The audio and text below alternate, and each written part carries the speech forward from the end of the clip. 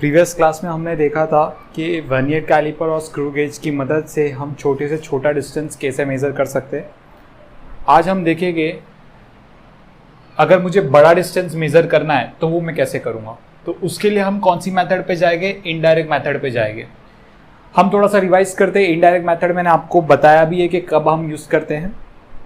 Okay, जिस दो points के बीच के मुझे डिस्टेंस मेज़र करना है, अगर उन पॉइंट में से एक पॉइंट हमारी अप्रोच में नहीं होगा तो हम किसकी मदद लेते हैं? हम इनडायरेक्ट मेथड की मदद लेते हैं।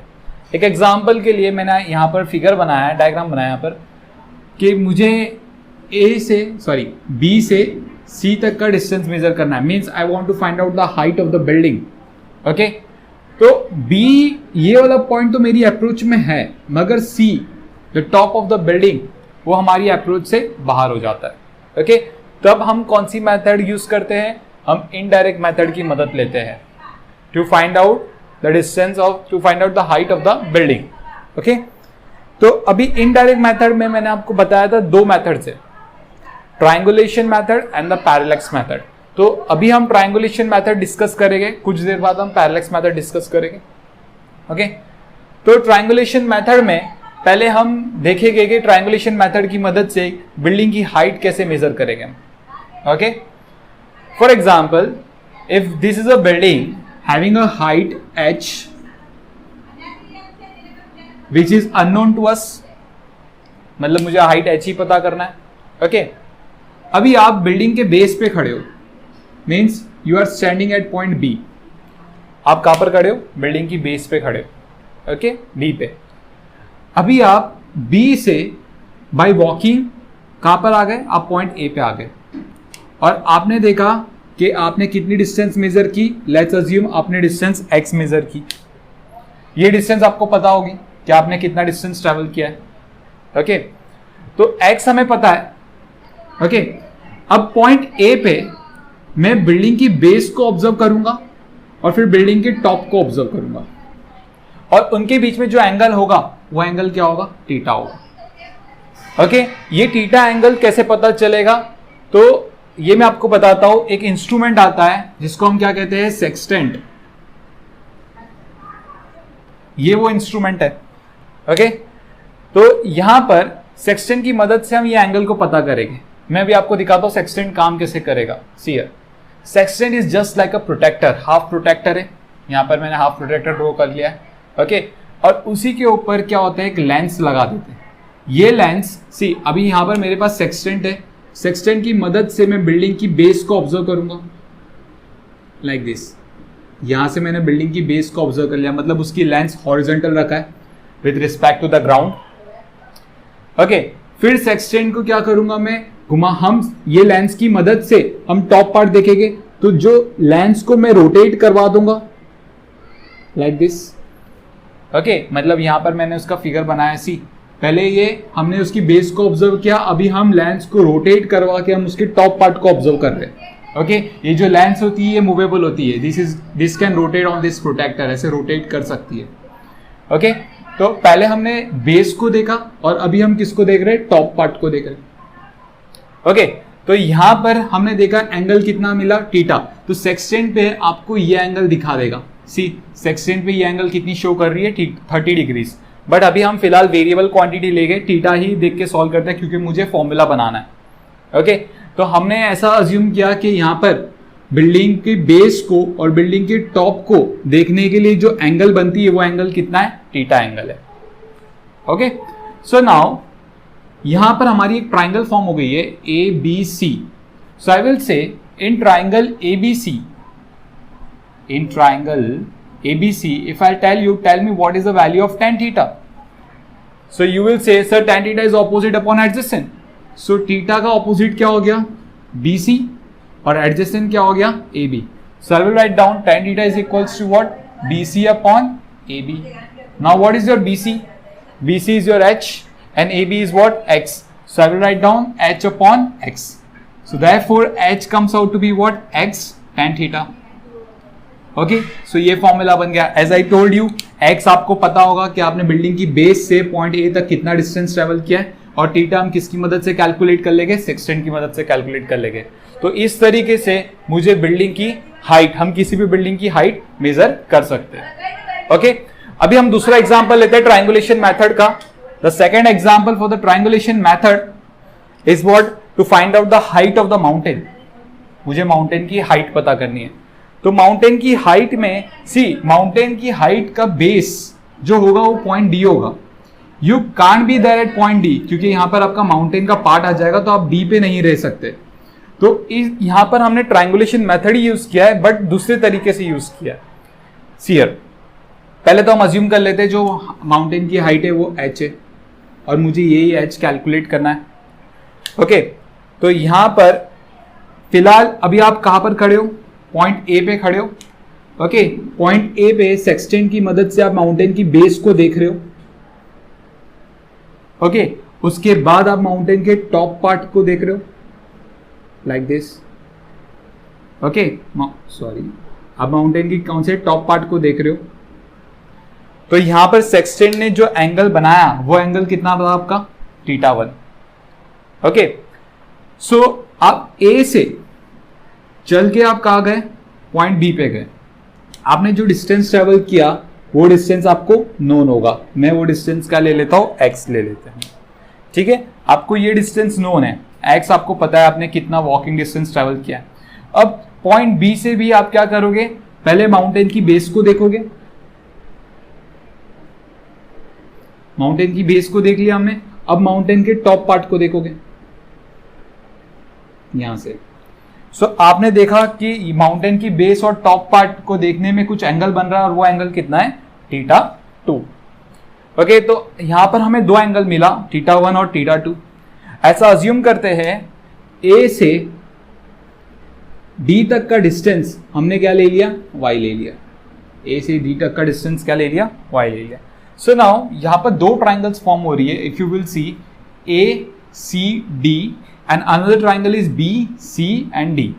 सो सबसे पहले हम बात करेंगे इन ट्राइंगल ए सी डी की, in triangle A C D. So triangle A C D में if I tell you, tell me what is the value of cot θ1। cot θ1 we know that it is adjacent upon opposite.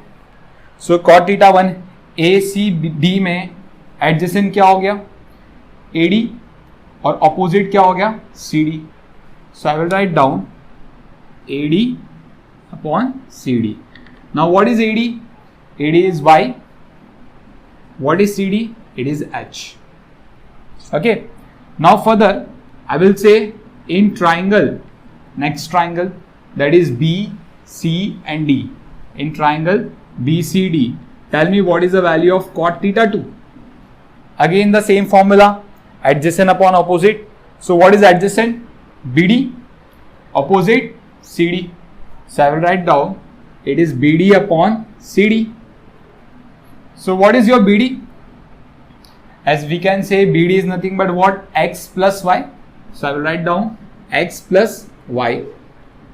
What is CD? CD is nothing but your h. So I will write down h. Okay, I will say this is my equation number 1 and this is my equation number 2.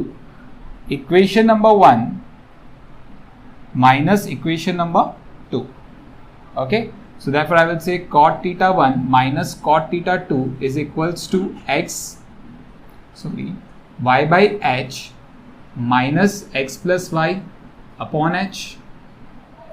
So therefore I will say y by h minus x by h, minus plus become minus y by h. So y by h get cancelled. So what is remaining over here? Minus x by h. On the left hand side, cot θ1 minus cot θ2. So to remove this minus sign, what I will do? I will multiply both sides by minus 1. So minus cot θ1 minus minus become plus cot θ2 is equals to what? X by h. Clear? मुझे ये minus sign हटाने के लिए मैंने entire equation को -1 से multiply कर दिया.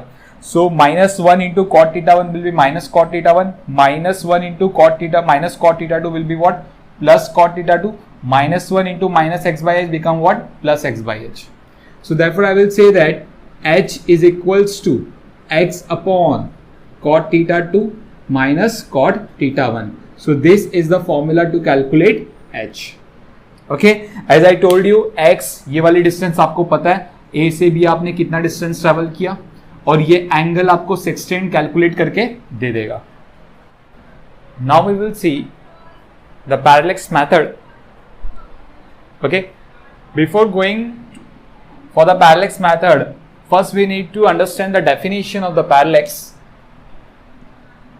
It is the apparent change in the position of object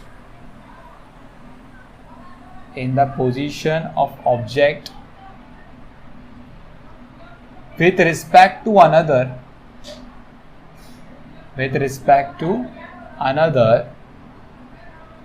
when we change our eyesight.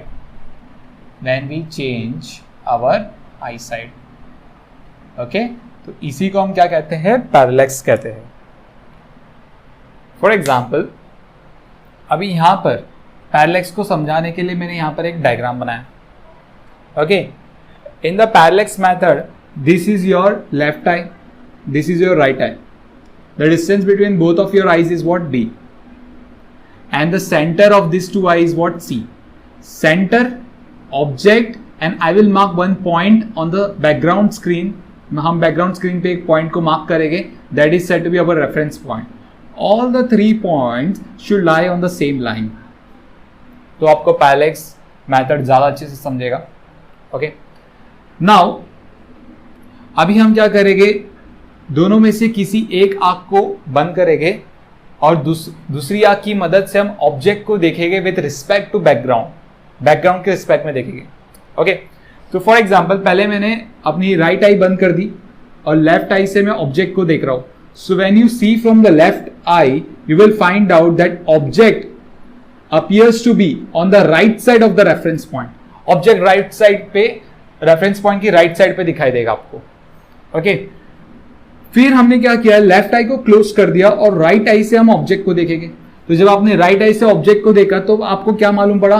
That object, see when you look from the right eye, that object appears to be on the left side of the reference point. Object reference point के कौन सी side पे आ गया? Left side पे आ गया. Okay, इसी को हम बोलते हैं parallax. See, it is the apparent change in the position of the object. Object की पोजिशन में चेंजेस आई with respect to the background. Okay, with respect to another when we change our eye side. जब आप अपनी आई side को change करोगे तो object की पोजीशन रेफरेंस पॉइंट के हिसाब से बदल जाएगी. ओके, इसी मेथड को हम बोलते हैं पैरेलैक्स मेथड. और यही मेथड हमें बहुत यूजफुल होगा to calculate the distance between the moon and the earth, the distance between the sun and the earth, the distance between one sun to this sun, our sun. Okay, the distance between star and the earth. हम ये सारी distance parallax method की मदद से calculate कर सकते हैं. Okay, but before going further हम एक फॉर्मूला देखेंगे पैरेलैक्स मेथड का. ओके, ये फॉर्मूला जो अभी हम देखने वाले हैं वो आपने मैथमेटिक्स में भी किया होगा, एंगल्स एंड इट्स मेजरमेंट में. The formula is like that. Is suppose एक सर्कल है. Okay, I will mark the 2 points on the circle, the point A and point B. The length of arc of AB is what? L, and the chord, length of chord of AB is what? B, and the radius of this circle is what? R1. इसी diagram को मैंने यहां पर बना दिया. Okay, तो यहां पर देख रहे हो आप लेंथ ऑफ आर्क कितनी है? L, radius is what? R1, and the length of chord is what? B. We know the formula from mathematics, angles and its measurement, that angle which is theta is nothing but what? Length of arc which is L upon radius which is what? R. तो angle theta का formula आ गया हमें, that is length of arc upon radius. Okay, now यहां पर आप देखोगे that length of arc is not equals to B in this case. Length of arc B के बराबर नहीं है. Okay, I will jump to the another circle. यहां पर मैंने रेडियस बढ़ा दी. बोल सकते हो रेडियस काफी ज्यादा बड़ा है R1 से. ओके मैंने सीयर यहां पर हमने ए और बी डिस्टेंस रखी है। ओके ए और बी के बीच में जो लेंथ ऑफ आर्क होगा वो एल होगा, जो दोनों केस में सेम होगा। यहां पर भी एल और यहां पर भी एल, दोनों केस में क्या मानेंगे हम, L length of arc same है। सो अगर आप यहां पर देखोगे length of arc is almost equals to length of chord A B. इसी डायग्राम को देखो मैंने यहां पर बना दिया। तो जब आप यहां पर देखोगे length of arc A B लगभग बराबर हो गया है length of chord A B, sorry length of chord A B के बराबर हो गया। तो ये कभी होता है जब आपका रेडियस लेंथ ऑफ कॉर्ड से काफी बड़ा होगा। So I will write down when R2 is very much greater than B. So you can use the formula that angle theta is nothing but what, length of chord AB, chord AB बोल दो या फिर arc AB बोल दो, क्योंकि दोनों length almost same ही होगा, upon radius. Okay तो अभी से हम जितना भी टॉपिक देखने वाले पैरेलल मेथड पे, सब जगह हम क्या करेंगे, आर द रेडियस, हम रेडियस को हमेशा ए बी वाली लेंथ से बड़ा रखेंगे और बहुत ज्यादा बड़ा रखेंगे ताकि ये फॉर्मूला उसमें फिट बैठ जाए। ओके तो फॉर्मूले में angle theta is nothing but what, length of chord A B, या फिर बोल सकते हो आर्क ए बी, दोनों एक ही चीज है, upon radius. Parallel method start करने से पहले हमें कुछ देखना है। ओके पहले एक चीज समझनी है हमें, उसके बाद ही हम पैरेलल मेथड को स्टार्ट कर सकते हैं, वरना आपको पैरेलल मेथड समझेगा नहीं। ओके तो मतलब मान लो आप ट्रेन में ट्रैवल कर रहे हैं। ओके ट्रेन में एक लोकेशन है, आपकी एक पोजीशन है ए, आप कुछ टाइम के बाद ए से कहाँ पर आ जाओगे, बी पे आ जाओगे। ओके ट्रेन ए से बी ट्रैवल कर रही है। सो आप क्या देखोगे, जो आप बाहर ट्रेन की विंडो के बाहर आप देखोगे तो you will see the different objects are moving behind. Okay तो सबसे पहला ऑब्जेक्ट हम लोग ट्री के बारे में स्टडी करते हैं, ट्रीज। ओके ट्री जो ट्रेन के नज़दीक है, सब इन सारी ऑब्जेक्ट में से सबसे नज़दीक कौन है, ट्री। तो यहाँ पर जब आप क्या देखोगे, जो ट्री है, ट्री और बिल्डिंग माउंटेन जो दूर वाले ऑब्जेक्ट्स है, दूर वाले ऑब्जेक्ट स्लोली मूव करेंगे as compare to the objects which is near by the train. Okay जो नजदीक वाले ऑब्जेक्ट है, आप क्या देखोगे, आपकी ट्रेन आगे जा रही है और वो ऑब्जेक्ट्स कहां पर जा रहे हैं, पीछे जा रहे हैं। ओके जो ट्री है as compare to building, building के कंपैरिजन में ट्री तुरंत निकल जाएगा पीछे, लेकिन बिल्डिंग को आपके पीछे निकलने में थोड़ा टाइम लगेगा। ओके माउंटेन को बिल्डिंग से ज्यादा टाइम लगेगा। ओके मून का केस हम बाद में देखते हैं। ओके तो ऐसा क्यों होता है, सी जब आपने ए से ट्री को देखा और फिर बी से ट्री को देखा तो वहां पर एंगल कितनी फॉर्म हुई, θ1 एंगल फॉर्म हुई। उसके बाद जब आप हम बिल्डिंग को देखते हैं, ए से मैंने बिल्डिंग को ऑब्जर्व किया, बी से मैंने बिल्डिंग को ऑब्जर्व किया, तो θ2 एंगल बना। अब θ1 और θ2 एंगल में से कौन सी एंगल बड़ी है, ऑब्वियसली θ1 बोलोगे आप। ओके θ1 एंगल बड़ी है, इसका मतलब जब आपका जो एंगल बड़ा होगा वो तुरंत मूव कर जाएगा, जो एंगल छोटा होगा उसे मूव करने में थोड़ा टाइम लगेगा। जैसे कि माउंटेन के केस में, जब आपने माउंटेन को ऑब्जर्व किया, ओके तो माउंटेन के केस में ए से जब आप देख रहे हो और बी से जब आप देखोगे तो एंगल कितनी फॉर्म हो रही है, वहां पर θ3 एंगल फॉर्म हो रही है। तो आप बोलोगे सर θ3 एंगल θ2 से छोटा है और θ1 से भी छोटा है, तो माउंटेन को और ज्यादा टाइम लगेगा। शायद बिल्डिंग पहले, शायद नहीं, डेफिनेटली बिल्डिंग पहले निकल जाएगा, माउंटेन को कुछ टाइम लगेगा निकलने के लिए। आपने ऑब्जर्व किया होगा। ओके तो यहाँ पर इतना समझ में आ रहा है ये पूरा गेम किसका है, ये एंगल्स का गेम है। ओके जहां पर एंगल बड़ा फॉर्म होगा वो आपका ऑब्जेक्ट तुरंत निकल जाएगा, जहां पर एंगल छोटा फॉर्म होगा उस ऑब्जेक्ट को निकलने में थोड़ा टाइम लगेगा। देख रहे हो आपका डिस्टेंस बढ़ते जाएगा, आपकी डिस्टेंस क्या हो रही है, बढ़ती जा रही है, एंगल्स क्या होते जा रहे हैं, कम होते जा रहे हैं। अब बात करेंगे हम मून की। जब आप ट्रेन से जाते हो और आप मून को ऑब्जर्व करते हो तो आप क्या देखते हो, मून आपके साथ ट्रेवल कर रहा है। ओके मतलब मून आपके साथ चल रहा है। तो ऐसा क्यों होता है, सी हियर, जब ए से आपने मून को देखा और बी से आपने मून को देखा तो वहां पर मून पे एंगल कितनी फॉर्म हो रही है, एंगल थीटा 4 फॉर्म हो रहा है वहां पर, जो सब एंगल से क्या होगा, छोटा होगा। ओके, और मून में बोल सकता हूं हमारी ट्रेन से काफी ज्यादा डिस्टेंस पे, बोल सकते हैं आप, not infinite but it is a very huge distance. So distance ज्यादा होगा तो ये एंगल उतना कम होगा। एंगल जितना कम होगा, सी अज्यूम कर सकते हैं एंगल लगभग 0 के आसपास है, 0 के आसपास होगा। एंगल 0 के आसपास है तो हम अप्रोक्सीमेटली एंगल को कितना ले लेते हैं, 0 डिग्री ही ले लेते हैं। ओके, अगर इन दो रेज ऑफ लाइट के बीच में एंगल 0 डिग्री फॉर्म होती है, इसका मतलब क्या हुआ, ए मून से जो लाइट ए तक आ रही थी और मून से जो लाइट बी तक आ रही थी, वो लाइट क्या होगी, पैरेलल होगी। Obviously we know that parallel lines के बीच में एंगल 0 फॉर्म होता है। Theta is what, 0 degrees for the two parallel lines. Okay, distance moon से ट्रेन तक का डिस्टेंस काफी लंबा है, बहुत बड़ा डिस्टेंस है। डिस्टेंस बड़ा हो, सी डिस्टेंस जैसे से बढ़ते जाएगा एंगल क्या होते जाएगा, छोटा छोटा होते जाएगा। ओके, ट्रेन से मून तक का डिस्टेंस काफी लंबा है, जिसकी वजह से एंगल लगभग 0 है। हम लोग अप्रोक्सीमेटली 0 ले लेते हैं। एंगल 0 होने के कारण हम लोग क्या समझते हैं कि यहां पर जब पोजीशन ए पे आपने देखा तो लाइट आ रही है, और जब पोजीशन बी पे देखा तो लाइट पैरेलल आ रही है। तो अगर लाइट्स पैरेलल आ रही है, इसका मतलब आपका moon with respect to you आपको लगेगा मूव नहीं कर रहा है, लेकिन एक्चुअल में वो मूव कर रहा है। उसको काफी टाइम के बाद वो अपनी पोजीशन को बदलेगा। तो आपको थोड़ी देर के लिए, जब सी ए से बी डिस्टेंस आपने कुछ टाइम में ही ट्रेवल कर लिया, ओके, तो उस कुछ जो टाइम में आपने ट्रेवल किया ए से बी तक का डिस्टेंस, उस टाइम के लिए लगेगा कि मून आपके साथ चल रहा है। ओके, मून काफी स्लो स्पीड से जाएगा, जैसे कि हम यहां पर देख रहे थे ना, जितना ज्यादा एंगल, सी एंगल लगभग 0, थीटा मून के लिए कितना बनते जा रहा है, 0।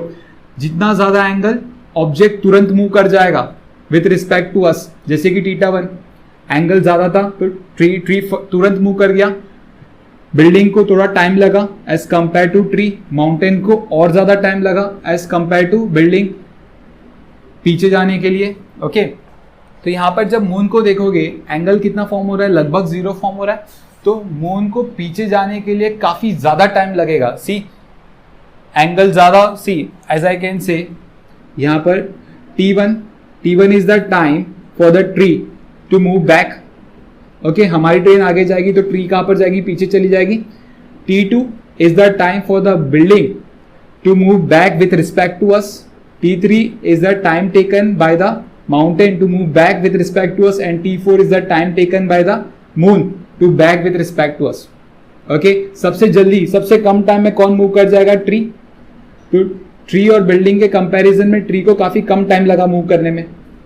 अभी बिल्डिंग और माउंटेन के कंपैरिजन में बिल्डिंग को कम टाइम लगा मूव करने में, वैसे ही माउंटेन और मून के कंपैरिजन में मून को ज्यादा टाइम लगेगा मूव करने में। ओके, तो इसके लिए हम कहते हैं मून को ज्यादा टाइम लग रहा है। सी जब हम ए से बी तक जा रहे हैं तो मून क्या करेगा, ज्यादा टाइम लेगा हम ए से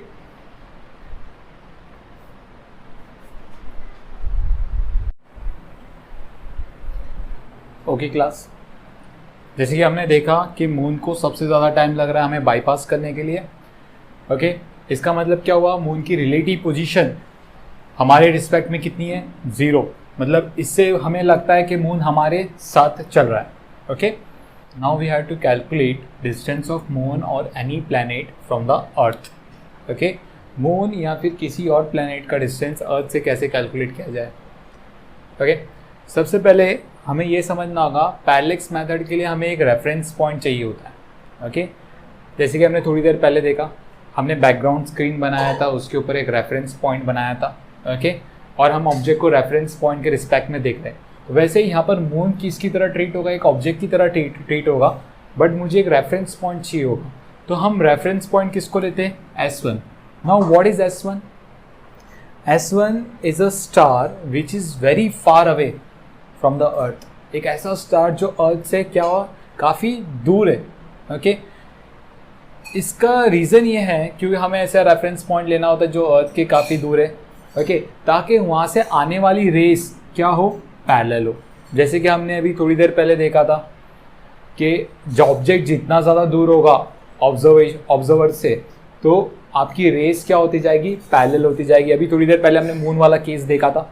ओके, ऑब्जेक्ट जितना ज़्यादा दूर होगा तो rays of light coming towards the object, object जितना ज़्यादा दूर होगा तो rays of light coming towards the observer is what it appears to be parallel. तो यहाँ पर ये ऑब्जेक्ट क्या है, काफ़ी दूर है, तो यहाँ से जो रेज ऑफ लाइट आ रही है वो ऑब्जर्वर कौन है, सी हम ऑब्जर्वर है, और हम कहाँ पर लोकेटेड है, अर्थ पे। हम कहाँ पर है, अर्थ पे। तो यहाँ पर ये सन काफ़ी दूर है अर्थ से, तो अर्थ से दूर होने के कारण यहाँ पर जो इनके बीच में, सी अगर मैं अर्थ से उस सन को देखूंगा तो वहाँ पर जो एंगल फॉर्म होगी वो लगभग ज़ीरो होगी। तो ऐसा मैं अज्यूम करूँगा कि वहाँ से जो रेज ऑफ लाइट आ रही है वो कैसे आ रही है, वो पैरेलल में आ रही है। सी वहाँ पर एक बहुत दूर एक सन है, वहाँ से रेज ऑफ लाइट जो आ रही है अर्थ पे जो रिसीव हो रही है वो कौन सी वे में रिसीव हो रही है, पैरेलल रेज में। ओके, सो नाउ सबसे पहले हम क्या करेंगे, हम सेक्सटेंट की मदद से उस सन की रेज ऑफ लाइट को ऑब्जर्व करेंगे। सी ओके, तो सेक्सटेंट की मदद से मैंने उस सन की रेज ऑफ लाइट को क्या किया, ऑब्जर्व किया। फिर बाद में हम मून की एक सरफेस को ऑब्जर्व करेंगे। सी मून के ये सरफेस को हम लोग क्या कर रहे हैं, ऑब्जर्व कर रहे हैं। सो when you rotate the sextant like this, हमने सेक्सटेंट को क्या कर दिया, घुमा दिया। तो यहाँ पर सेक्सटेंट के घूमने से मुझे ये एंगल का पता चल जाएगा। I will say this angle is what, θ1। Okay, तो हमें इस एंगल का पता चल गया। अब मैंने अर्थ पे ए से बी डिस्टेंस ट्रेवल किया और ये डिस्टेंस नोन होगी, ये डिस्टेंस हमें पता होगी कि हमने कितना डिस्टेंस ट्रेवल किया। अब पॉइंट बी पे भी जो S1 से जो रेज ऑफ लाइट आ रही है, मैं सबसे पहले उसको ऑब्जर्व करूंगा। फिर बाद में इस सेक्सटेंट को मैंने मून की तरफ कर दिया, मुझे मून को ऑब्जर्व करना है, मून की यही सरफेस को ऑब्जर्व करना है। सो यहाँ पर जो एंगल फॉर्म हो गई, this angle is what, θ2। Okay, this angle is what, θ2। अब मैं मून से अर्थ तक एक लाइन बना देता हूँ। The line is in such a way that it makes an angle of 90 degree with the surface of earth. Okay, so if this is θ1, I will say these two lines are parallel. So if this is θ1, can I say this is also θ1? Alternate angle test. If this is θ2, so can I say this angle is also what, θ2? So I will say this angle is what, θ. In this case, θ is known as what, the parallax angle. यहाँ पर θ को हम क्या कहेंगे, parallax angle. Okay? Clear? Fine. सो हमारा इस experiment का aim क्या था, to find out the distance of moon और any planet from the earth. So distance of moon from the earth is what, d। तो मुझे क्या फाइंड आउट करना है, इस एक्सपेरिमेंट से d फाइंड आउट करना है। तो अभी सेक्सटेंट की मदद से मेरे पास θ1 की वैल्यू है, सेक्सटेंट की मदद से मेरे पास θ2 की वैल्यू है। So we know that θ1 and θ2, this two quantities are known to us. So can I say θ is equals to what, θ1 plus θ2। जो θ होगा वो θ1 प्लस θ2 होगा, तो θ भी हमें पता है। Okay, b is also known to us. b is what, I will say the base, और you can say distance on the distance of observation point, distance of observation point on the surface of earth. Okay, so we will use the formula that angle is equals to length of chord AB upon radius। See, we know that हमने जो अर्थ पे ये distance travel किया है ये काफ़ी कम है as compare to d। So I will say that b is very much smaller than d। तो जब b d से छोटा होगा तो हम ये वाला फॉर्मूला ले सकते हैं, length of chord AB, okay, upon radius। So what is the length of chord AB? That is what, b। Radius is your d, so this is what, angle। So therefore I will say that d is nothing but what, b upon angle। What is your angle? Angle is your θ, which is nothing but what, b upon θ1 plus θ2। ये जो आपके angles हो गए, this two angles, ये आपके radiance में होने चाहिए। Okay, so therefore d is equals to b upon θ1 plus θ2। okay, this angle should be in radiance. Remember one thing, degrees में आप नहीं रख सकते. ओके, सो इस तरीके से हम मून या फिर किसी भी प्लेनेट का डिस्टेंस अर्थ से कैलकुलेट कर सकते हैं. Now we will see distance of nearby star by the parallax method. I want to find out the distance of the nearest star from the earth. Okay, for example right now earth is at the position A. यहाँ पर earth है. Okay, position A पे है. And the light again we have to find out some reference point. तो हमने एक reference point ले लिया. Again the same reference point is what, S1. Okay, reference point क्या होगा, S1. S1 is what, S1 is the star which is located far away from the our star which is sun. Okay, S1 एक ऐसा star है जो काफ़ी दूर है हमारे स्टार सन से. ओके, और हमसे भी. Okay, so now if this star is located very far away from us, so we will assume that the rays of light coming from this star is what, the parallel. Okay, जो rays of light आ रही है वो कैसे parallel है. Okay, see, so सबसे पहले हम क्या करेंगे, we will keep sextant or you can say the telescope to observe the star S1. And then हम लोग क्या करेंगे, टेलीस्कोप की मदद से ही हमें जो स्टार की डिस्टेंस मेज़र करनी है अर्थ से उसे ऑब्जर्व करेंगे. So you will find out जो ये एंगल बना रहा है वो एंगल क्या है, θ1. Okay, same. Okay, so if this is θ1, so I will say this angle is also θ1. Alternate angle test. Okay, clear, fine. So अभी ये एक्सपेरिमेंट हो गया और हमें एंगल θ1 मिल गया. अभी हमें 6 महीने रुकने पड़ेंगे. We have to wait for the 6 months so that earth after making half revolution should reach at point B. Earth ने आधी रेवोल्यूशन बना के कहाँ पर पहुंच गया, अर्थ लोकेशन बी पे पहुंच गया. See we know that earth is revolving around the sun. Okay, तो एक रेवोल्यूशन के लिए 1 year लगता है, तो हाफ रेवोल्यूशन के लिए कितना लगेगा, 6 months. तो इसके लिए हमें 6 महीने रुकने पड़ेंगे to make the second observation. So 6 महीने के बाद यहाँ पर हमने उसी सन को, रेफरेंस पॉइंट वाले सन को ऑब्जर्व किया. जो हमारा रेफरेंस सन था हमने उसको ऑब्जर्व किया. ओके, फिर हमें जो सन की डिस्टेंस मेजर करनी है अर्थ से, मैंने उस सन को ऑब्जर्व किया यूजिंग द टेलीस्कोप. तो यहां पर जो एंगल बना वो एंगल कितना था, θ2. So I will say if this angle is θ2 due to the alternate angle test, this angle is also θ2. So the entire angle is what, θ. Okay, now this distance AB, we know that the distance between earth and the sun is nothing but what, 1 astronomical unit. This distance also then 1 astronomical unit, the distance between the earth and the sun. So what is the distance between the two positions of the earth is 2 astronomical unit. A से B तक का distance कितना हो गया, 2 astronomical unit. I will say this distance is B. अभी के लिए हम B ले लेते हैं, जबकि मुझे पता है B का वैल्यू कितना है, 2 astronomical unit. Okay, I know that what is the value of B. Now what we'll do, see, we comes to know what is the value of θ. हमें θ की वैल्यू मालूम पड़ गई. कैसे, θ1 और θ2 मुझे पता है, हमने टेलीस्कोप की मदद से मेजर किया θ1 और θ2, जिसकी वजह से θ मुझे पता चल गया और B भी मुझे पता है. So I want to find out the distance between the sun and the earth, यहाँ तक का डिस्टेंस. Okay, clear. तो मुझे ये डिस्टेंस फाइंड आउट करना है. सो D मेरे लिए अननोन था, D is unknown. So what I will use the formula that angle is equals to length of arc और you can say chord AB upon radius. So what is the length of arc और chord, we know that is B, जो हमें पता है. Radius, you will say this is the radius, that is nothing but D, and theta is what, the angle. So I will say D is equals to what, B upon theta. Okay, we know that theta is what? Theta 1 plus theta 2.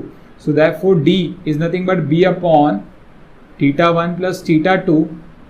This angle should be in radians. Okay, so this is the formula. Okay, तो इस फॉर्मूले से see we know that the B that is 2 astronomical unit और theta 1 और theta 2 हम telescope की मदद से कैलकुलेट कर लेंगे. तो इस तरीके से हम किसी भी स्टार का डिस्टेंस अर्थ से कैलकुलेट कर सकते हैं. And one more thing that ये जो स्टार जिसकी डिस्टेंस हम कैलकुलेट कर रहे हैं अर्थ से, ये एक पर्टिकुलर डिस्टेंस के लिए ही कैलकुलेट हो सकता है. If for example if this star is located 100 light year from where? From Earth. So parallax method will not use in that case. वो parallax method की limitation हो जाती है. Parallax method कभी use किया जाता है अगर distance 100 light year से कम है तो parallax method use कर सकते हैं, वरना parallax method fail हो जाएगा. Okay? Now we'll see how to find out the diameter of moon or any planet. Okay? So now suppose if this is a moon and I want to find out the diameter. Diameter is nothing but what? The distance of point A and point B. Okay, distance between point A and point B is nothing but the diameter of the moon. So I am interested in calculating the diameter of the moon. Okay, so how will calculate it? सबसे पहले हम क्या करेंगे? Telescope की मदद से from Earth, this is a telescope. Okay, telescope की मदद से हमने मून की इस एंड को ऑब्जर्व किया, फिर बाद में टेलीस्कोप की मदद से टेलीस्कोप को रोटेट करवाया और मून के दूसरे एंड को हमने ऑब्जर्व किया. So I find out that telescope makes an angle of theta with its initial. The angle theta is what? The angle between the initial and the final position of the telescope. Okay, theta is known as parallax angle. So यहाँ पर parallax angle form हो गई. Okay, हम यहाँ पर ऐसा assume करके चले गए, मुझे B पता है. B is what? The distance between the moon and the earth. Okay, so therefore I will say that angle is nothing but length of arc AB और यू कैन से कॉड AB. एक ही चीज़ है, as B is very much greater than D. B क्या है? ये distance D से काफ़ी बड़ा है. Okay, upon radius. So I will say that length of arc AB. What is the length of arc AB? Is nothing but D upon radius is what? B. Angle is what? Theta. Theta हमें telescope से मिल गया. Okay, और B ये वाली angle हमें पता है. So can I calculate D, which is nothing but what? B theta. And remember one thing, theta should be in radians. So इस तरीके से हम किसी भी प्लैनेट की डायमीटर कैलकुलेट कर सकते हैं. Now we will come to the figure. As we are seeing that the distance between the earth, this is earth, the distance between the earth and the sun is what? RES, this distance.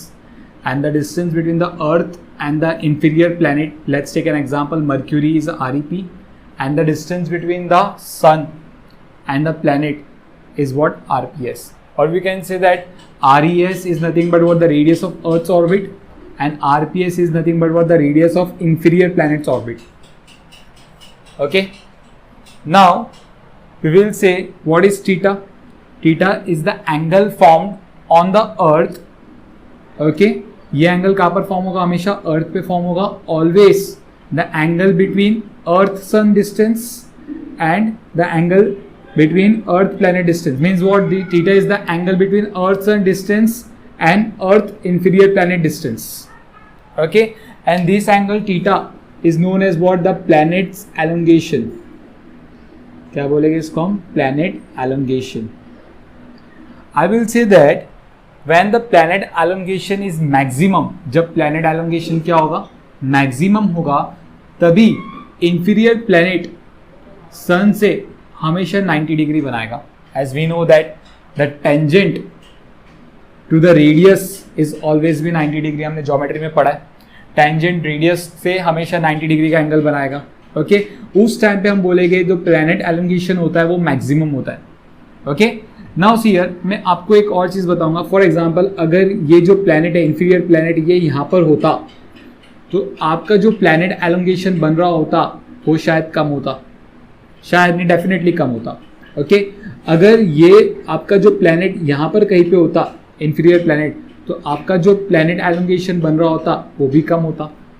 Okay तो यही point ऐसा point होगा जहां पर planet elongation क्या होगा, maximum होगा. And at that point this the earth planet distance is nothing but it seems to be tangent to the inferior planet's orbit. वो कैसे दिखेगा, एक टेंजेंट दिखेगा. किसके टेंजेंट दिखेगा, जो इंफीरियर प्लैनेट का ऑर्बिट है उसका टेंजेंट होगा. So we know that the radius and the tangent always makes an angle of 90 degree. तो इसके लिए 90 डिग्री का एंगल यहाँ पर फॉर्म हो गया. Okay, let's give the name to this. Suppose this is O, this is A, and this is what B. Now we'll see in triangle AOB. Okay, sin theta. We know that opposite upon hypotenuse. What is opposite? AO. What is hypotenuse? It's OB. So therefore, I will say that AO is equals to what? OB into sin theta. What is OB? OB is nothing but what, distance of earth from the sun, that is RES into sin theta. What is AO? AO is RPS, distance of planet from the sun. We know that the earth distance from the sun is what, 1 astronomical unit into sin theta. So RPS का formula comes out to be 1 astronomical unit into sin theta. So इस तरीके से हम किसी भी inferior planet का सन से distance find out कर सकते हैं. Calculate distance of superior planet from the sun. Okay first let's revise what is superior planet. Superior planet is the planet which is closest to the earth as compare to the sun. In this case let's take an example. Saturn is the superior planet which is at a distance of R2 from the sun. Earth is a distance of R1 from the sun. As we can see from the diagram that the distance of Saturn from the earth is small as compared to the distance of Saturn from the sun. That's why Saturn is known as what, the superior planet. Such type of planet is known as what, the superior planet. Now our aim is to calculate the distance of superior planet from the sun. मतलब मुझे R2 की value पता करनी है. By knowing the value of time period of superior planet, you can do this thing very easily. Okay, as we know that the time period of the superior planet like Saturn, let's say T2 is the time period of Saturn in our case. So we know that the time period for the Saturn is 29.457 years. Okay, fine. So we know that the time period for the earth is 1 year. Okay, the time period for the earth is 1 year. So to find out the distance between the Saturn and the sun, we will use the Kepler's third law of motion. So what is Kepler's third law of motion? I am writing on the board. Kepler's third law of motion. The time period of any planet, the square of time period of any planet revolving around the sun,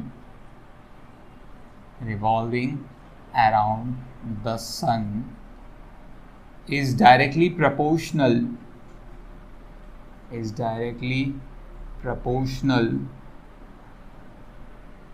to the cube of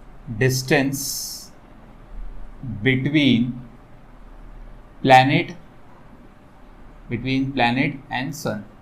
Okay, so this is the Kepler's third law of motion. The square of time period of any planet revolving around the sun is directly proportional to the cube of distance between planet and the sun. In case of earth, let's say in case of earth, T1 square is directly proportional to R1 cube. See, as I told you, T1 is what? The time period of the earth. The square of time period of the earth is directly proportional to the distance between the, is directly proportional to the cube of distance between the earth and sun. Okay, So to remove the proportionality sign, we have to introduce the constant, that is k r1 cube. Next we will see in case of Saturn, I will say this is my equation number 1. So in case of Saturn, T2 square is directly proportional to R2 cube. As we know that the T2 is what the time period of Saturn and R2 is the distance of Saturn from the Sun. So to remove the proportionality sign, again we will introduce the constant, and the constant will be same, k R2 cube. This is my equation number 2. Equation number 2 divided by equation number 1, we will get okay. So therefore T2 upon T1 the whole square is equals to k R2 cube upon k R1 cube. K and k get cancelled. So it comes out to be R2 upon R1 the whole cube. That is what T2 upon T1 the whole square. So therefore, can I say that R2 upon R1 is equals to what T2 upon T1 the whole square and cube root. So therefore R2 is equals to R1 T2 upon T1 the whole square and the cube root. So in this way you can calculate the distance of any superior planet from the Sun. See, as we know the value of R1, right? We know the R1, the distance, R1 is what? The distance of Earth from the Sun. That is what? 1 astronomical unit. T2, as we know that the time period of Saturn, 29.457 years, and T1 is nothing but what? The time period of Earth. That is what? 1 year. So by knowing all the values, T1, T2 and R1, we will put this all the values in this equation and we can easily find out the value of R2. So in this way we can calculate the distance of superior planet from Sun. Now we will find out indirect method to measure the small distance. जैसे कि हमने direct method में देखा था, हम छोटे से छोटा डिस्टेंस कैसे मेजर कर सकते हैं, स्क्रू गेज वर्नियर कैलिपर की मदद से, okay, with high accuracy. But अगर मुझे उससे भी छोटा डिस्टेंस मेज़र करना है तो मैं किसकी मदद लूँगा? तो पहली बात तो हम उसको डायरेक्ट मेथड से मेज़र ही नहीं कर पाएंगे, तो हमें इनडायरेक्ट मेथड जाना पड़ेगा उसको मेज़र करने के लिए. ओके, जैसे कि स्क्रू गेज में हमने देखा था, the least count of the screw gauge, least count of screw gauge is 10⁻⁻5 metre. मतलब स्क्रू गेज जो है वो 10⁻⁻5 मीटर तक आपको मेजर करके दे देगा. ओके, अब इससे छोटा होगा, फॉर एग्जांपल 10⁻6 मीटर. तो ऐसी चीज़ों को हम किससे देख लेंगे? माइक्रोस्कोप से हम इसको देख लेंगे. Okay, so not a problem. Microscope हमने ऑलरेडी एक डिवाइस बनाई हुई है जिससे हम 10⁻6 मीटर तक के डिस्टेंस को मेजर कर सकते हैं या फिर उन्हें देख सकते हैं. Okay, what about the size which is less than this value? मतलब मैं बात कर रहा हूँ लाइक 10⁻7, 10⁻8, 10⁻9, 10⁻10, 10⁻11, 10⁻12, लाइक दिस साइज. यहाँ पर थोड़ी सी प्रॉब्लम हो जाती है. तो यहाँ पर फिर हम कौन सी मेथड से मेजर करते हैं? इनडायरेक्ट मेथड से मेजर करते हैं. ओके, क्यों प्रॉब्लम होती है पहले हम वो देखते हैं. सी, माइक्रोस्कोप में हम क्या करते हैं? हम लाइट की मदद लेते हैं किसी भी ऑब्जेक्ट को देखने के लिए. फॉर एग्जाम्पल, हम माइक्रोस्कोप में एक माइक्रो ऑर्गेनिज्म देख रहे हैं. Let's assume this is a microorganism. So what will happen? A light will come towards the microorganism and it will reflect from the microorganism and enter, this light will enter in our eyes so that we can see that microorganisms. तो किसी भी object को देखने के लिए light की जरूरत तो पड़ेगी. लाइट उस ऑब्जेक्ट से रिफ्लेक्ट होकर आएगा तभी हमें वो ऑब्जेक्ट दिखाई देगा.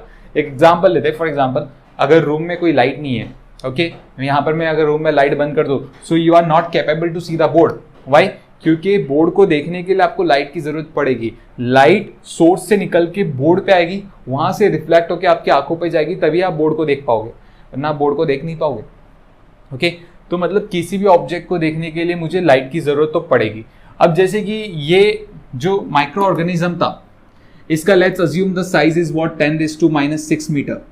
ओके, और जो लाइट आती है उसकी वेवलेंथ अज्यूम कर लो, हमने अज्यूम कर लिया that is 5 × 10⁻7 metre. Okay, which can be written as what 0.5 × 10⁻6 metre. Okay, तो ये लाइट की वेवलेंथ है. ऑलमोस्ट देखोगे कि लाइट की वेवलेंथ माइक्रो ऑर्गेनिज्म की साइज के आसपास ही होगा.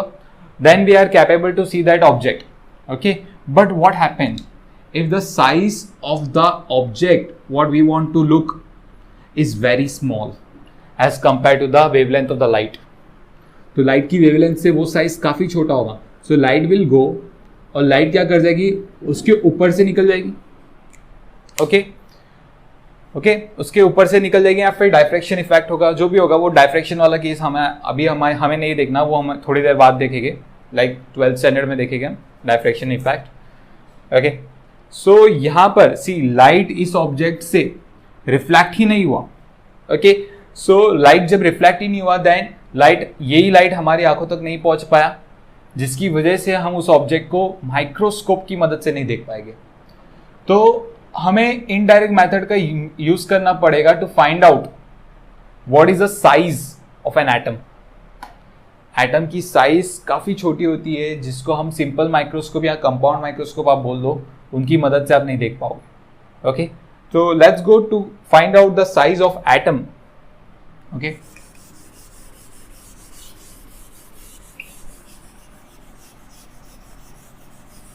okay, fine. As we know that atoms are spherical in nature. See, these atoms are what? The spherical in nature means atom having some radius. We want to find out this radius only. Okay, अगर मैंने ये radius find out कर लिया तो मुझे atom की size मालूम पड़ जाएगी. सो हमारा एम होगा इस एक्सपेरिमेंट का to find out the radius of an atom. So इस एक्सपेरिमेंट में हम किसकी मदद लेंगे? हम एवोगैड्रो हाइपोथेसिस की मदद लेंगे. व्हाट इज एवोगैड्रो हाइपोथेसिस मैं आपको बताऊंगा. ओके, सी सपोज मैंने कोई तो सब्सटेंस ले लिया. Okay, this is what 1 gram of substance. इसकी मास कितनी है सब्सटेंस की? 1 ग्राम. ओके, अब इसी 1 ग्राम ऑफ सब्सटेंस को मैंने माइक्रोस्कोप में देखा, या फिर कहीं पे भी आप देख रहे हो, मैंने मैग्नीफाइड कर लिया. सो when you magnified this 1 gram of substance, you will see this type of structure. This is what the atoms which is closely densely packed. Okay, काफी closely intermolecular force of attraction ज्यादा होने की वजह से एकदम densely packed है atom. As you can see in the diagram, atoms की spherical होने के वजह से there is a lots of empty space. यहां पर देखो, ये वाला पार्ट काफी empty space आ गया इसमें. Like see, these are the what? Empty space. Okay, so Avogadro ने क्या कहा? That actual volume occupied by the atom. Okay, let's say V dash. V dash is what? The volume occupied. Let's say V dash is what? Volume occupied by an atom in 1 gram of substance. In 1 gram of substance. Okay, and what is V?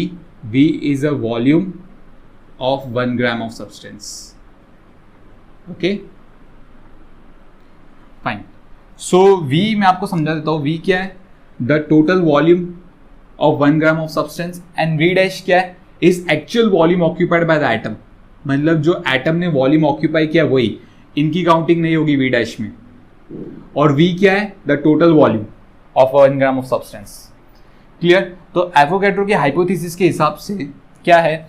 The volume occupied by an atom in 1 gram of substance, that is V dash, is equals to 2/3 of volume of 1 gram of substance. Okay, ये Avogadro hypothesis के हिसाब से ये हम फॉर्मूले से find out करने की कोशिश करेंगे कि R की वैल्यू क्या होगी. क्लियर? पहले आपको एवोगैड्रो हाइपोथेसिस समझना होगा. That is what volume occupied by an atom in 1 gram of substance is equals to 2/3 the volume of 1 gram of substance. Now let's move forward. Assume that this substance having m molecular mass. इस substance का molecular mass क्या होगा? m ले लिया हमने. m is what? The molecular mass of substance. Okay, it means what? M gram of substance, m gram of substance contains, and that is Avogadro number. आप लोगों ने केमिस्ट्री में देखा होगा Avogadro number of atoms. Okay, m gram of substance contains n number of atoms. So I will write down m gram contains n number of atoms. So therefore I want to find out in 1 gram there is how many atoms. So I will use the unitary method. So xm is equals to what? N, that is equals to x is equals to nm. So the number of atoms in 1 gram, number of atoms in 1 gram is equals to n by m. Okay. So the number of atoms in 1 gram is equals to what? N by m. Fine. So now see here very carefully. The volume of an atom, that is V dash. Volume of an atom. So I will write down volume of one atom in 1 gram of substance is equals to 4 by 3 pi r cube. As we know that atoms are the spherical in nature, so volume of sphere is 4 by 3 pi r cube. So therefore अगर एक atom का volume इतना है और 1 ग्राम के substance में इतनी atoms है, so total volume of an atom,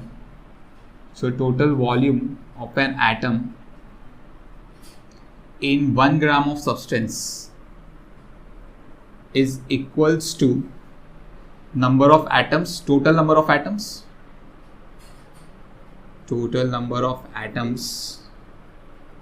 in 1 gram of substance into volume of one atom in 1 gram of substance. Okay, so what is the total number of atom? That is n by m. So I will write down n by m into what is the volume of one atom in 1 gram of substance? That is what? 4 by 3 pi r cube. So this is nothing but your V dash. So total volume of an atom in 1 gram of substance, that is nothing but what? Your V dash. Okay. Now we know that density is equals to what? Mass upon volume. Density किसका हम लोग लेंगे? Density of substance. और V यहाँ पर क्या होगा? V is volume of substance, volume of 1 gram of substance. And what is m in this case? M is a mass of substance जो हमने 1 gram लिया हुआ है. Mass of substance, that is 1 gram. Clear? So therefore I will say that, okay, I'll write over here. Yeah. So volumes comes out to be what? M upon density. So I will write down that volume is equals to what? Mass upon density. Mass is 1 upon rho. So we got the value of V, we got the value of V dash, putting these two values in this equation, and we'll find out what is the value of R. So what is the value of V dash? That is n by m into 4 by 3 pi r cube is equals to 1 by rho. Fine. Taking all the terms on the right hand side except r, so our equation becomes 3m upon rho. Yeah. So 3m upon 4 rho pi n. Okay. So therefore r comes out to be what? 3m upon 4 rho pi n raised to 1 by 3. So in this way, using Avogadro hypothesis, we can calculate the size of an atom. We will find size of molecules of oleic acid. But before finding the size of oleic acid, first let's do one formula. Suppose if this is a disc having a radius r and the thickness of the disc is t. Okay. So now if a disc having a radius r and the thickness t, if I tell you find out the volume of the disc, we know that the disc is nothing but what? The cylinder. Okay. So the volume of the disc is nothing but what? The volume of cylinder, that is what? Pi r square into t. Okay. As t is the height of the disc, or you can say the thickness of the disc, so pi r square t. As you will see over here, pi r square, we know that what is pi r square? This is nothing but what? The area of circle. See, the top part of the disc is nothing but what? The circle. So therefore I will say that volume is what? Area of circle into thickness. So we'll make use of this formula to calculate the size of molecules of oleic acid. Okay, so let's come to find out the molecules of oleic acid. To find out the size of molecule of oleic acid, first we need to prepare the solution. Let's see how we can prepare the solution. Suppose if this is a beaker which contains 19 centimeter cube of alcohol. Okay, if suppose 1 centimeter cube of oleic acid is put into it, 1 centimeter cube of oleic acid. So we know that the solution becomes of 20 centimeter cube. This solution becomes 20 centimeter cube. I will say this is a solution S1. Let's say its name is what? S1. So it becomes 20 centimeter cube of solution S1. Now we know that 1 centimeter cube of oleic acid is present in 20 centimeter cube of solution S1. Okay, now my next question is, how much oleic acid is present in 1 centimeter cube of solution S1? Let's say x centimeter cube of oleic acid is present.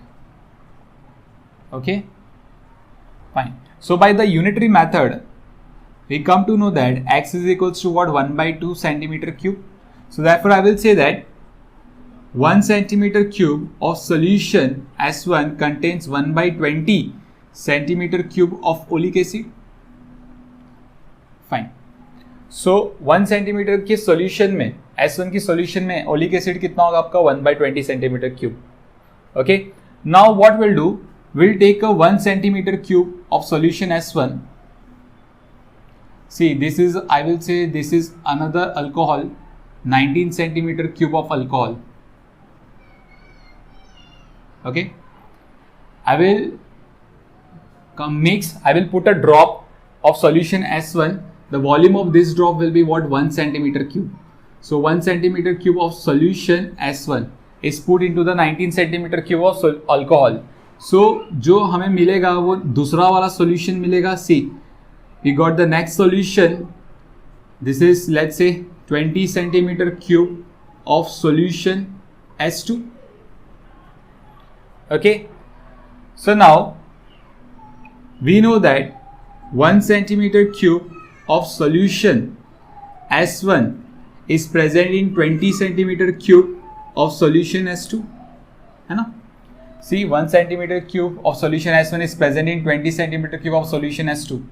So my question is, in 1 centimeter cube of solution S2, there will be how many centimeter cube of solution S1? So your answer will be, let's say, for example, y centimeter cube of solution S1.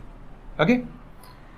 Further, by unitary method, we come to know that y is equals to what? 1 by 20 centimeter cube. So therefore, I will say that 1 centimeter cube of solution S2 contains 1 by 20 centimeter cube of solution S1. Can I say 1 by 20 into 1 centimeter cube of solution S1? We know that 1 centimeter cube of solution S1 contains 1 by 20 centimeter cube of oleic acid. So I will write down 1 by 20 into 1 by 20 centimeter cube of oleic acid. See, 1 centimeter cube of solution contains 1 by 20 centimeter cube of oleic acid. So it comes out to be 1 by 400 centimeter cube of oleic acid.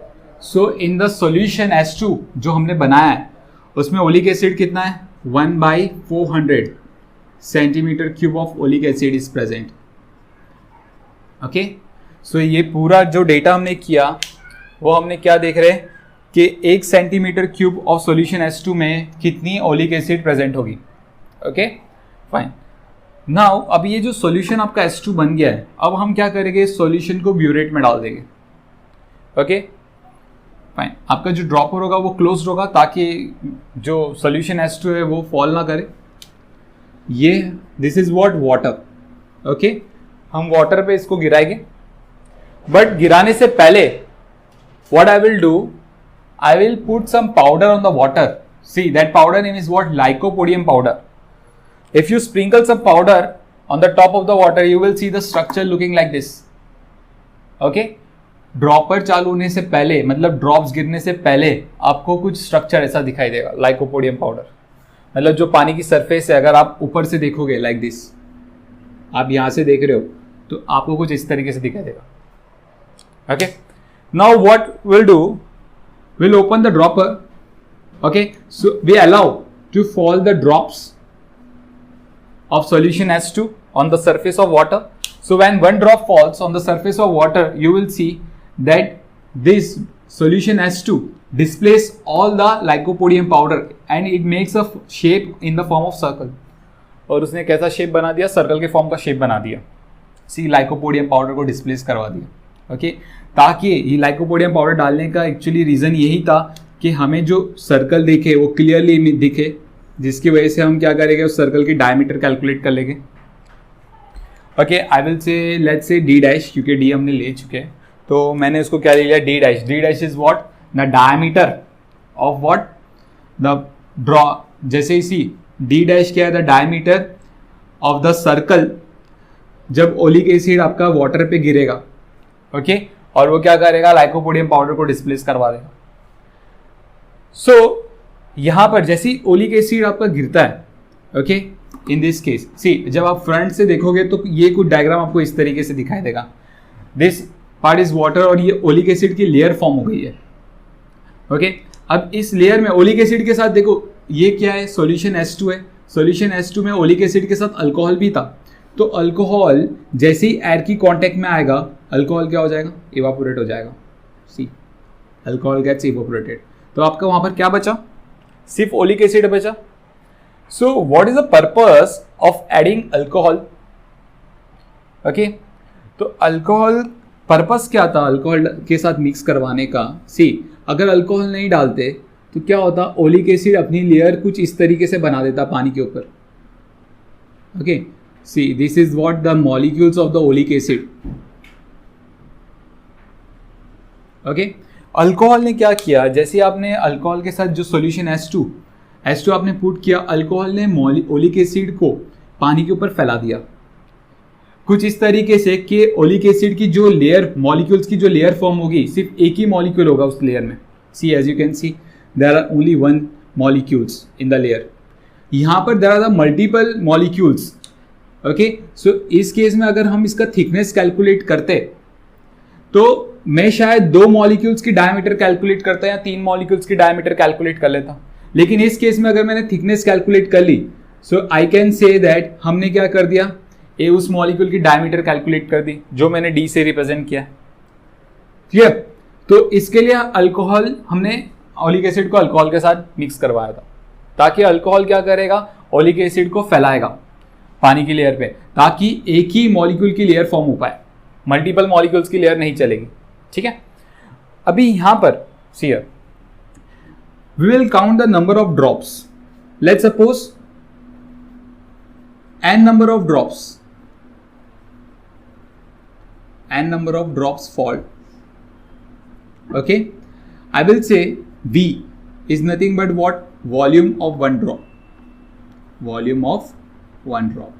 Okay, अगर मतलब मान लो 7 to 8 drops गिर गई, एक example लिया, okay, 8 drops गिर गई, so what will be the volume of solution, volume of solution S2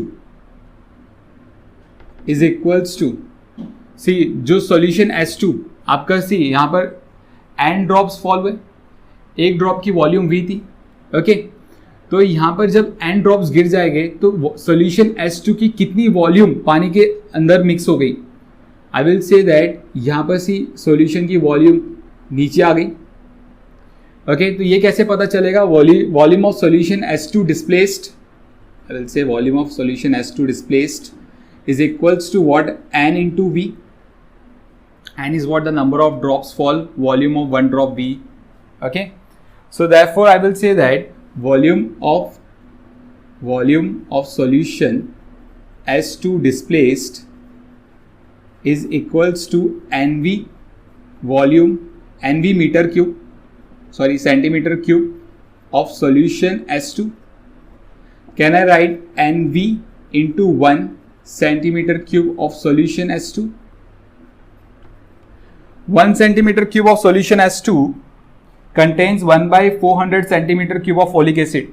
So I will say that NV into 1 by 400 centimeter cube of oleic acid. Clear? So therefore I will say that, see, volume of solution S2 displaced हमें मालूम पड़ गया. We know that what is the formula of volume? Area into thickness. So I will say that area into thickness. In this case, what will be the thickness? I will say D. See, this is the area. ये जो आपके ऊपर जो form हो गई है, ये area आपने कैलकुलेट कर लिया bye calculating D dash. Okay, तो ये एरिया जो पानी के ऊपर जो फॉर्म हुआ है, ये क्या हो जाएगा formula? Pi D square by 4. D आप कैलकुलेट कर सकते हो इजीली. तो आपको एरिया मिल गया. So therefore I will say that volume of solution S2 displaced is equals to area into thickness. In this case, thickness is what? The diameter of the molecule. So I will replace A into T with A into D. That is NV into 1 by 400. So therefore I will say that D is equals to NV upon A into 1 by 400 centimeter cube of oleic acid. तो इस तरीके से हम oleic acid की diameter calculate कर सकते हैं. See, clear? Now in this case number of drops हमने काउंट किया. Okay, now the question arise कि हमें V कैसे मिलेगा? V is what? The volume of one drop. तो जब एक्सपेरिमेंट स्टार्ट करेंगे हम ड्रॉपर ओपन करेंगे, सिर्फ एक ही ड्रॉप फॉल करेंगे. जब आपका एक ही ड्रॉप गिरेगा, सो आई कैन से कि ये जो वॉल्यूम है, सी पहले यहाँ पर था, अभी ये वॉल्यूम खिसक के यहाँ पर आ गया. तो ये जो वॉल्यूम आपका होगा from year till year, this is nothing but what? The volume of one drop. तो ये हमें ब्यूरेट से मिल जाएगा कि आपका V कितना है, एंड नंबर ऑफ ड्रॉप्स आपने काउंट किया. A आपका क्या होगा? A is nothing but what? Area of the circle formed on the surface of the water, and D is what? D is what? The diameter